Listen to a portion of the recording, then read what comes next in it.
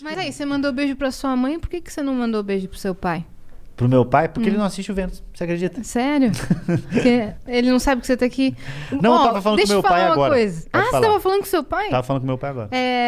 Todo mundo me mandou mensagem falando assim, pergunta do pai do Afonso, pergunta do pai do Afonso. Qual que é a história do seu pai?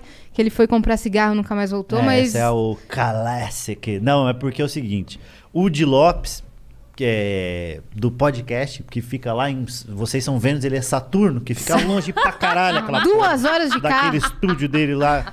Uma raiva. E eu vou falar aqui, que também ninguém assiste o podcast dele. O Di, ele começou a emplacar durante a fila de piadas que meu pai tinha ido embora e eu não cheguei a conhecer meu pai. E eu conheci meu pai. Realmente, meu pai foi embora. Ele traiu minha mãe com a padeira. E eu vou dizer, minha mãe sonhou um pouquinho antes. Com um sonho de padaria.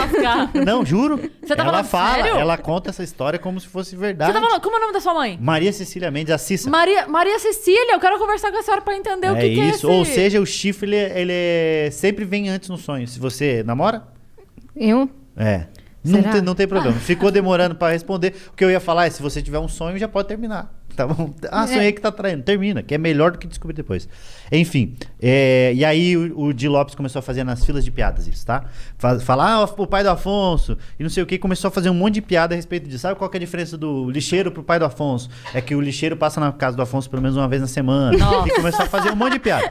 E aí, só que a gente viu que a galera começou a comprar pra caralho. Tanto que eu comecei a escrever piada. Então, de cada 5 piadas que ele fazia, 2 eu que tinha escrito pra ele falar de mim. Então a gente meio entrou nessa brincadeira e criou esse universo. O Ajaiô de vocês. Exatamente. Ele conseguiu emplacar. É o nosso Carlinhos Brau. A sua buceta seca é o seu pai foi comprar cigarro. É isso, a sua buceta seca, no caso, né?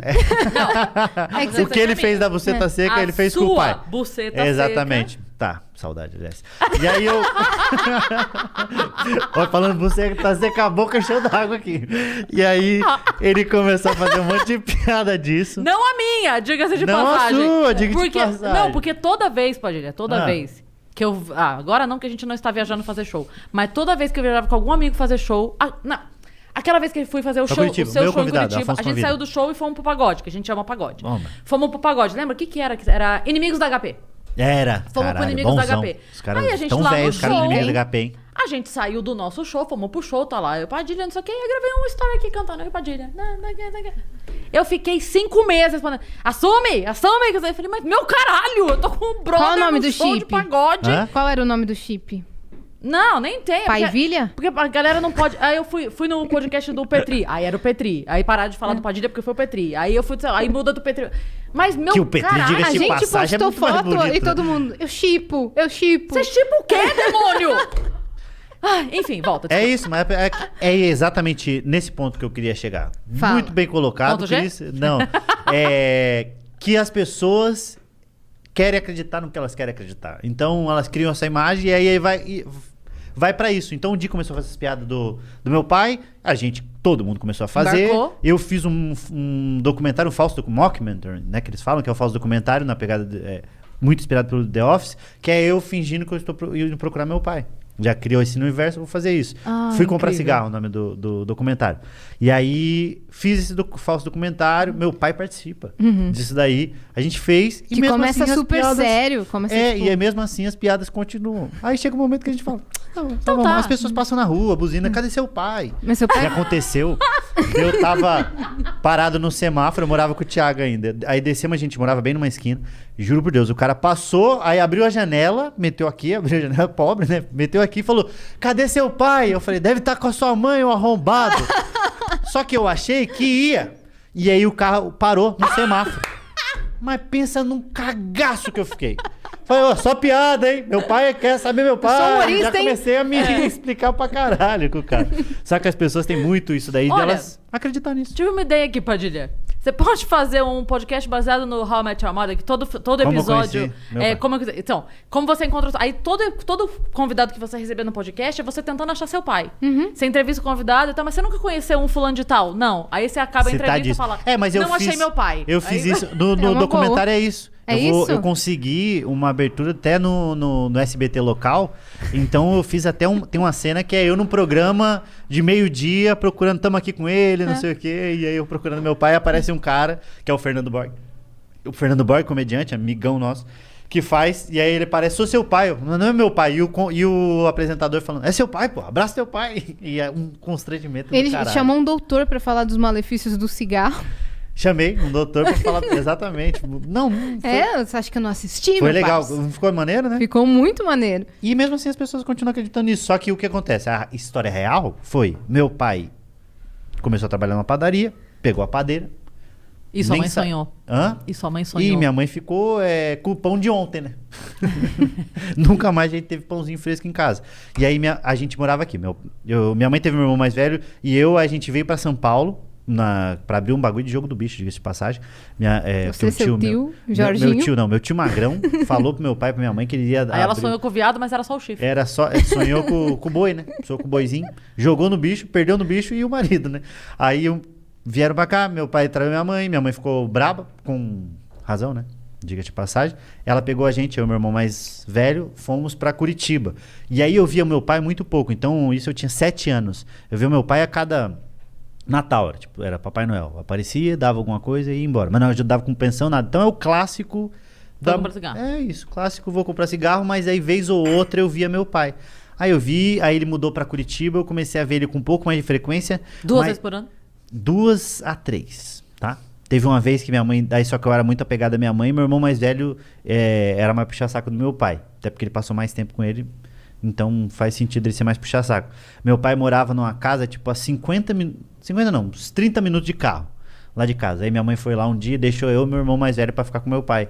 Só que eu era muito apegado à minha mãe. Aí eu falei, não vou ficar aqui, não vou ficar aqui, não vou ficar aqui. Eu fui a pé, lá da casa do meu pai, até pra casa da minha mãe, só pra não ficar na casa do meu pai. E aí a gente foi, depois de mais velho, que eu comecei a ter mais contato com ele. Foi voltando pra sua vida. Ele foi, nem isso, mas a gente começou a ter um pouco mais de contato mesmo. E foi muito natural, aconteceu. Aí ele pagou minha carteira de motorista, a única coisa que ele pagou na minha vida foi a carteira de motorista. E a gente foi tendo essa proximidade e eu fui entendendo que uma coisa era uma coisa, o relacionamento é uma coisa, o filho é outro, quem perdeu foi ele. Sabe essas coisas que você vai entendendo com a maturidade, que tem gente que precisa de um pouco mais, tem gente que sofre, tem bloqueio, etc. E aí eu tenho um relacionamento muito bom com meu pai, muito mesmo, por conta da minha mãe também ter um relacionamento bom com meu pai e nunca falar mal dele, né? Nunca. Minha mãe nunca falou mal do meu pai, impressionante. Isso é ótimo. Ela só falava no sentido de como pai. Ele era um péssimo pai. Uhum. Ela tinha motivo pra falar mal, mas ela não falava só. Ela falava, vou colocar seu pai no pau, que era no bagulho da pensão. Eu vou colocar seu pai no pau, E aí um dia ela até colocou. A polícia foi pra prender meu pai, porque ele não pagava pensão. Aí meu pai ligou pra minha mãe e falou, Cícero, não sei o quê. Aí ela falou, passa pro policial. Aí passou o telefone. Imagina a cena. Meu Deus. O policial dentro da casa pra prender meu pai. Minha mãe fala, dá esse vagabundo, não sei o quê. E aí liberou e meu pai não pagou pensão e também não foi preso. Então eles tinham tem um relacionamento muito bom, o que foi ótimo pra mim, porque eu consigo fazer piadas tranquilamente, porque é uma coisa que não me afeta. E aí eu escrevi um livro, o livro que eu escrevi infantil vai chamar Papai, Cadê o Vovô?